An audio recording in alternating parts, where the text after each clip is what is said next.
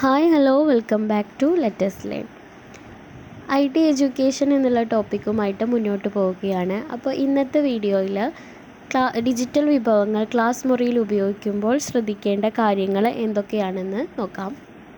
ആവശ്യമുള്ള സമയത്ത് താൽക്കാലികമായി നിർത്തി കുട്ടികളുമായി സംവദിക്കണം. ഡിജിറ്റൽ പഠന വിഭവം ക്ലാസ് മുറിയിൽ അവതരിപ്പിക്കുമ്പോൾ അതിലൂടെ രൂപീകരിക്കേണ്ട ആശയം സംബന്ധിച്ച ചർച്ചാ സൂചകങ്ങളോ അല്ലെങ്കിൽ അവയുടെ വർക്ക്ഷീറ്റുകളോ അനുബന്ധമായിട്ട് കുട്ടികൾക്ക് നൽകേണ്ടതാണ്. നേടിയ വിവരങ്ങൾ ഉറപ്പിക്കുന്നതിനും അവ എല്ലാവരിലും എത്തിക്കുന്നതിനുമായി ചർച്ചാ സംഗ്രഹങ്ങളോ അല്ലെങ്കിൽ നിരീക്ഷണക്കുറിപ്പുകൾ ക്രോഡീകരിച്ച് അവിടെ പ്രദർശിപ്പിക്കുകയും ചെയ്യണം. പ്രക്രിയയുടെ നടത്തിപ്പ് വിലയിരുത്തണം. ഉള്ളടക്ക വിനിമയത്തിൻ്റെ മൂല്യനിർണ്ണയം നടത്തണം. അതുപോലെ തുടർ പ്രവർത്തനങ്ങൾ നൽകണം. അപ്പോൾ ഇത്രയും കാര്യങ്ങളുമാണ് ഡിജിറ്റൽ വിഭവങ്ങൾ ക്ലാസ് മുറിയിൽ ഉപയോഗിക്കുമ്പോൾ ശ്രദ്ധിക്കേണ്ടവ. ഒന്നുകൂടെ റിപ്പീറ്റ് ചെയ്യാം.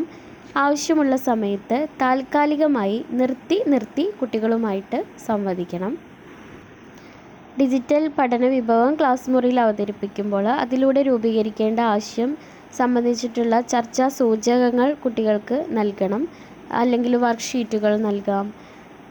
നേടിയ വിവരങ്ങൾ ഉറപ്പിക്കുന്നതിനും അവ എല്ലാവരിലും എത്തിക്കുന്നതിനുമായിട്ട് ചർച്ചാ സംഗ്രഹങ്ങളോ, അതായത് അതിൻ്റെ ഒരു എല്ലാം കൺക്ലൂഷനോ അല്ലെങ്കിൽ നിരീക്ഷണക്കുറിപ്പുകളൊക്കെ ക്രോഡീകരിച്ച് ടീച്ചർ പ്രദർശിപ്പിക്കണം. ഈ കുട്ടി അവിടെ ഉണ്ടായിട്ടുള്ള പ്രക്രിയ വിലയിരുത്തണം. ഉള്ളടക്ക വിനിമയത്തിൻ്റെ മൂല്യനിർണ്ണയം നടത്തണം. അതുപോലെ അവസാനം തുടർ പ്രവർത്തനങ്ങളും നൽകണം.